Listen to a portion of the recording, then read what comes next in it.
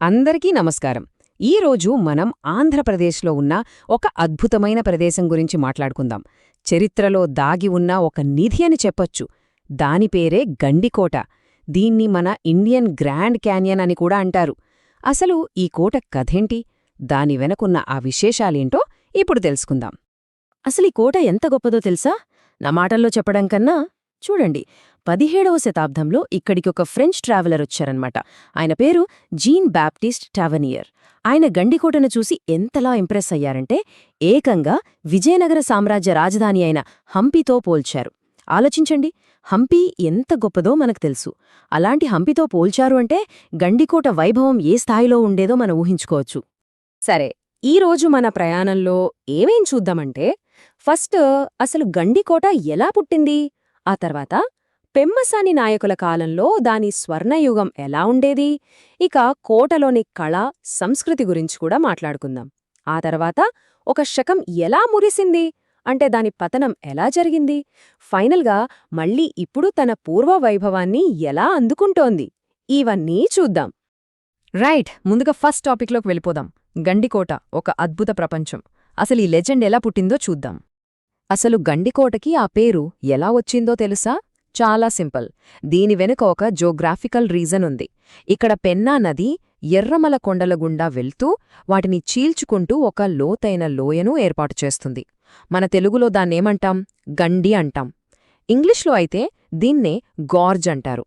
So ఈ గండి పక్కనే కోట కట్టారు కాబట్టి దానికి గండికోట అని పేరొచ్చింది. సింపుల్ కదా? ఇది కాంపిటిటివ్ ఎగ్జామ్స్కి ప్రిపేర్ అయ్యేవారికి చాలా ఇంపార్టెంట్ పాయింట్, గుర్తుపెట్టుకోండి. ఈ కోట చరిత్ర దాదాపు 900 ఏళ్ల క్రితం మొదలైంది. కరెక్ట్గా చెప్పాలంటే 1123 ఏడీలో. వెస్టర్న్ చాళుక్యన్ రాజుకి సామంతుడుగా ఉన్న కాకరాజు అనే అతను ఈ కోటకి పునాది వేశాడు. ఈ ఇయర్ 1123 చాలా ఇంపార్టెంట్, ఎగ్జామ్స్లో అడిగే ఛాన్స్ ఉంది. సో అలా మొదలైన ఈ కోట 13వ శతాబ్దం వచ్చేసరికి ఒక ముఖ్యమైన గిరిదుర్గంగా, అంటే హిల్ ఫోర్ట్గా మారింది. ఇక 14వ శతాబ్దంలో పవర్ఫుల్ విజయనగర సామ్రాజ్యం చేతిలోకి వెళ్ళిపోయింది.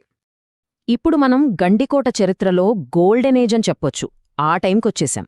దాదాపు 300 ఏళ్లపాటు గండికోటని తమ కనుసన్నల్లో ఉంచుకుని విజయనగర సైన్యంలో కమాండర్లుగా పనిచేసిన పెమ్మసాని నాయకుల శకం. వాళ్లే ఈ కోట సంరక్షకులు. ఈ గొప్ప వంశానికి పునాది వేసింది పెమ్మసాని తిమ్మానాయుడు వన్, అంటే ఈయనే వంశస్థాపకుడన్మాట. ఆయన చక్రవర్తి దేవరాయ 2 దగ్గర పనిచేశారు. తన మిలిటరీ సర్వీస్కి ఇంప్రెస్ అయిన రాజు 1422లో యాడికి ప్రాంతాన్ని ఆయనకు గిఫ్ట్గా ఇచ్చారు. అక్కడ్నుంచి వాళ్ల పవర్ మొదలైంది. ఆ తర్వాత వచ్చిన వాళ్లలో ఇంపార్టెంట్ పర్సన్ పెమ్మసాని తిమ్మానాయుడు 2. ఈయనే గండికోటను తన హెడ్ క్వార్టర్స్గా మార్చుకున్నారు. ఆయన కోట కమాండెంట్ అయ్యాక దాన్నింకా స్ట్రాంగ్ చేశారు. ఈయన కేవలం యుద్ధ వీరుడే కాదు, గొప్ప నిర్మాణశీలు కూడా. తాడిపత్రిలో ఉన్న ఫేమస్ చింతలరాయస్వామి టెంపుల్ని కట్టించింది ఈయనే. ఇది art and culture point of వ్యూలో చాలా చాలా ఇంపార్టెంట్ క్వశ్చన్. ఇక ఈ వంశంలో ఒక లెజెండరీ వారియర్ ఉన్నారు. ఆయనే పెమ్మసాని రామలింగనాయుడు. ఏకంగా శ్రీకృష్ణదేవరాయలకి చీఫ్ కమాండర్, అంటే ముఖ్య సేనాధిపతి. హిస్టరీలో చాలా ఫేమస్ అయిన బ్యాటిల్ ఆఫ్ రాయచూర్లో ఈయనే హీరో. ఆ యుద్ధంలో విజయం సాధించడంలో ఈయనది కీ రోల్. అందుకే ఈ యుద్ధం గురించి, ఈయన గురించి ఎగ్జామ్స్లో క్వశ్చన్స్ వస్తూనే ఉంటాయి. సరే, గొప్ప రాజుల గురించి చూసాం కదా, మరి వాళ్లు కట్టించిన ఈ కోట లోపలేముంది? అక్కడి ఆర్ట్ అండ్ కల్చర్ ఎలా ఉండేది? రాళ్లలో కథలు చెప్పిన ఆ విశేషాలేంటో చూద్దాం. ఈ కోట ఆర్కిటెక్చర్, అంటే నిర్మాణశైలి అస్సలు మామూలుగా ఉండదు. జస్ట్ ఇమాజిన్ చేసుకోండి, దాదాపు 5 మైళ్ళ చుట్టుకొలతతో ఉన్న ఈ కోటను గెలవడం ఎందుకు కష్టమో తెలుసా? ఒక పక్కన చూస్తే లోతైన గండి, ఇంకో పక్కేమో ఎక్కడానికి వీల్లేని కొండలు. ఇవి న్యాచురల్ ప్రొటెక్షన్ అన్మాట. ఇక కోట గోడలు చూడండి, పెద్ద పెద్ద రెడ్ గ్రానైట్ రాళ్లతో కట్టారు, సుమారు 10 నుంచి 13 మీటర్ల హైట్లో. దానికి తోడు కోట చుట్టూ 40 బురుజులున్నాయి. బురుజులు అంటే బాస్టియన్స్. గోడలమీద సోల్జర్స్ నడవడానికి వీలుగా ఏకంగా 5 మీటర్ల వెడల్పుతో దారి కూడా ఉంది. అందుకే దీన్ని అంత ఈజీగా ఎవ్వరూ గెలవలేకపోయారు. సరే, ఇంత ప్రొటెక్షన్ ఉన్న కోట లోపల ఏమేం కట్టడాలున్నాయో చూద్దాం. ఒకే చోట మాధవరాయ టెంపుల్, రఘునాథస్వామి టెంపుల్ ఉన్నాయి. అదే టైంలో జామియా మసీద్ కూడా ఉంది.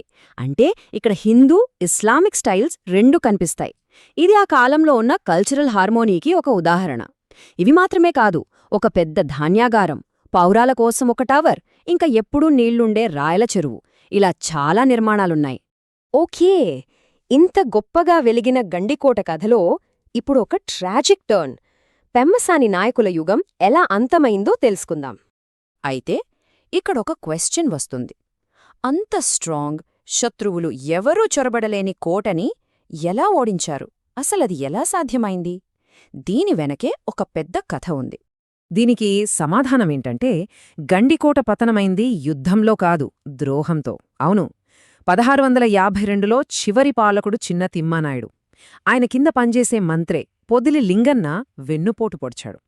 ఈ ద్రోహాన్ని గోల్కొండ జనరల్ మీర్ జుమ్లా పర్ఫెక్ట్గా వాడుకున్నాడు.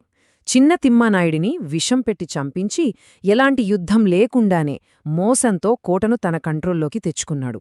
అంటే కత్తితో కాదు, కుట్రతో గెలిచారన్నమాట.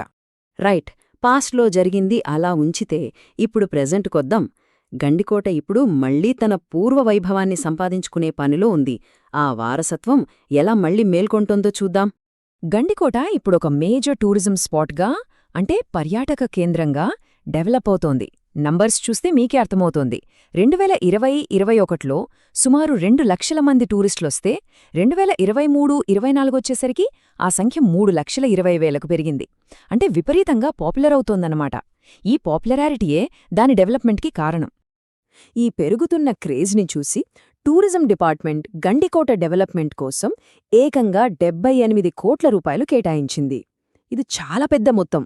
అంటే గవర్నమెంట్ కూడా ఈ హెరిటేజ్ని కాపాడటానికి ఎంత సీరియస్గా ఉందో మనం అర్థం చేసుకోవచ్చు. ఇప్పుడు నేను చెప్పబోయేది చాలా ఇంట్రెస్టింగ్, ఒక అద్భుతమైన కోయిన్సిడెన్స్. ఒకప్పుడు ఈ కోటను ఎవరు పాలించారు? పెమ్మసాని నాయకులు, కరెక్టే కదా? ఇప్పుడు అదే పెమ్మసాని వంశానికి చెందిన డాక్టర్ పెమ్మసాని చంద్రశేఖర్ కేంద్రమంత్రిగా ఉంటూ ఈ కోట డెవలప్మెంట్ పనులను దగ్గరుండి చూసుకుంటున్నారు. అంటే ఒకప్పుడు వాళ్ల పూర్వీకులు పాలించిన కోటను ఇప్పుడు వాళ్ల వారసుడే బాగుచేస్తున్నారు. దీన్నే కదా చరిత్ర పునరావృతం అవ్వడమంటారు. ఇక ఫ్యూచర్ ప్లాన్స్ అయితే చాలా గ్రాండ్గా ఉన్నాయి. ముందుగా దీన్ని అమెరికాలోని గ్రాండ్ క్యాన్యన్ రేంజ్లో డెవలప్ చేయాలన్నది టార్గెట్. అంతేకాదు, విజయనగర్ హెరిటేజ్ని గుర్తు చేస్తూ ఏకంగా 100 అడుగుల శ్రీకృష్ణదేవరాయల విగ్రహాన్ని పెట్టబోతున్నారు. ఇక టూరిస్టుల కోసం వరల్డ్ క్లాస్ ఫెసిలిటీస్, ఇన్ఫ్రాస్ట్రక్చర్ అన్నీ ప్లాన్ చేస్తున్నారు. సో గండికోట గతం ఎంతో గొప్పది, ప్రెజెంట్ చాలా ఆశాజనకంగా ఉంది. ఫ్యూచర్ ప్లాన్స్ అయితే చాలా గ్రాండ్గా ఉన్నాయి. మరి గండికోట నిజంగా ఇండియాస్ గ్రాండ్ క్యానియన్గా మారుతుందా? వరల్డ్ మ్యాప్లో తనకంటూ ఒక ప్రత్యేక స్థానాన్ని సంపాదించుకుంటుందా? మీరేమనుకుంటున్నారు? ఈ ప్రశ్నతో ఈ రోజుకి ముగిద్దాం.